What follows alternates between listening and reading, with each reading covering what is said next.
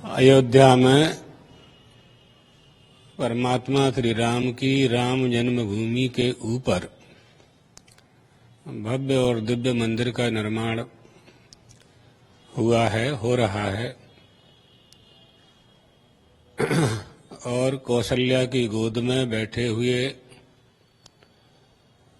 परमात्मा श्री राम के विग्रह का दर्शन हम सभी लोग वहां करेंगे। बहुत वर्षों का यह प्रयास था।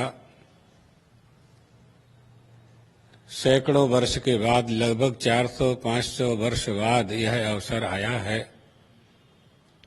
इसके लिए बड़ी बड़ी लड़ाइयां लड़ी गईं, युद्ध हुए, विधर्मियों ने हमारे धर्मस्थल को भ्रष्ट करके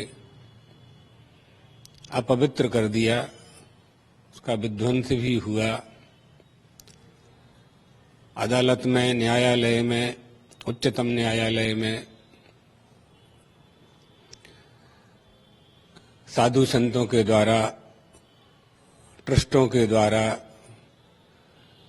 निर्मोही अखाड़ा और दूसरे भी बहुत लोगों ने अदालतों का आश्रय लेकर के राम जन्मभूमि पुनरुद्धार समिति ने भी प्रयास किया। न्यायालय में, लखनऊ में, सुप्रीम कोर्ट में, हाई कोर्ट में लड़ाइयां लड़ी गईं और यह सफलता प्राप्त हुई। न्यायालय के आदेश से यह सफलता प्राप्त हुई।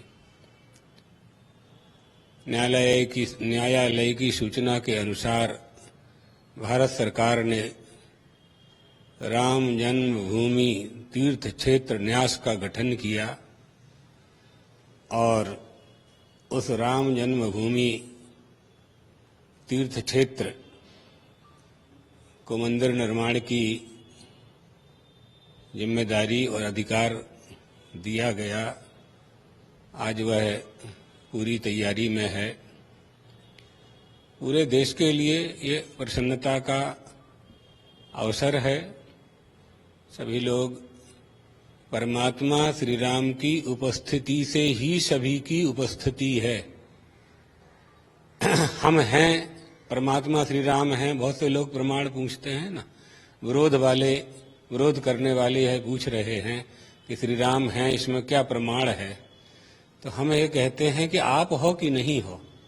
यदि मैं हूं, अहम अस्मि, हम हैं, तो श्री राम भी हैं, यही प्रमाण है। सारी सृष्टि श्री राम से प्रमाणित होती है।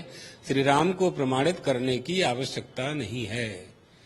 वो नित्य शुद्ध बुद्ध मुक्त स्वभाव, निर्गुण निराकार, सगुण साकार होकर के कौशल्या की गोद में विराजमान होते हैं। व्यापक ब्रह्म निरंजन, निर्गुण विगत विनोद, सुयज भक्ति प्रेम बस कौशल्या की गोद। ब्रह्म है, हमारे आपके लिए अवतार लेते हैं। अगर वो अवतार न लेते तो केवल उनका अनुमान ही किया जा सकता था। हम उनके अवतार के कारण अनुभूत करते हैं, उनकी मूर्तियों का, उनके विग्रह का दर्शन करते हैं, आराधना करते हैं। तो इसमें मूल बात यह है कि बहुत संघर्ष के बाद ये अवसर भारत के और विश्व के सनातन धर्मावलंबी, हिंदू धर्मावलंबियों को प्राप्त हुआ है। भगवान तो सभी का कल्याण करते हैं और हमारी भारतीय संस्कृति भी सभी के कल्याण की कामना करती है। लेकिन यह अवसर राम भक्तों के लिए सौभाग्य का अवसर है। हम वहां दर्शन कर पाएंगे। और जो बात आपने प्रश्न किया प्रधानमंत्री जी का, कोई भी भारत में कोई भी सरकार होती इस अवसर पर तो मंत्रियों का, सरकार का, मुख्यमंत्रियों का और प्रधानमंत्री जी का ये कर्तव्य होना चाहिए।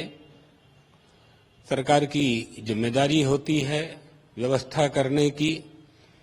फिर हमारे देश के जो वर्तमान में प्रधानमंत्री जी हैं, नरेंद्र मोदी जी, उनका भी प्रण था, संकल्प था कि यह काम जल्दी से जल्दी पूरा हो। और आज उनके कार्यकाल में यह कार्य संपादित हो रहा है, ये प्रसन्नता का विषय है, संतोष का विषय है। जही कर जस भवितव्यता तैसे ही मिलई सहाय,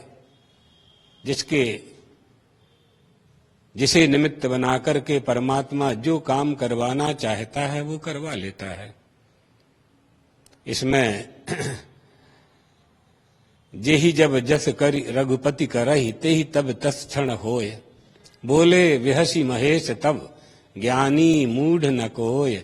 जेहि जब जस रघुपति करहि तेहि तब तस क्षण होय। तो आज वो कृपा हुई परमात्मा श्री राम की, उन्होंने निमित्त बनाकर के यह अवसर दिया। हम सब वहां दर्शन करेंगे, हम स्वयं भी वहां जाएंगे। 1-2 महीने में ही कार्यक्रम बना करके जैसी अनुकूलता होगी। अत्यधिक भीड़ होने के कारण अभी जाना नहीं हो पा रहा है, बाद में जाएंगे और दर्शन करेंगे। हमारे सद्गुरुदेव भगवान ने, जगतगुरु शंकराचार्य जी भगवान ने भी इसके लिए बड़ा संघर्ष किया था। सबकी तपस्याओं का फल आज प्राप्त हुआ। मूल बात यह है, भगवान द्वारकाधीश और चंद्रमौलीश्वर से हम प्रार्थना करते हुए कि देशवासी परमात्मा श्री राम की कृपा प्राप्त करके अपने जीवन को धन्य बनावें।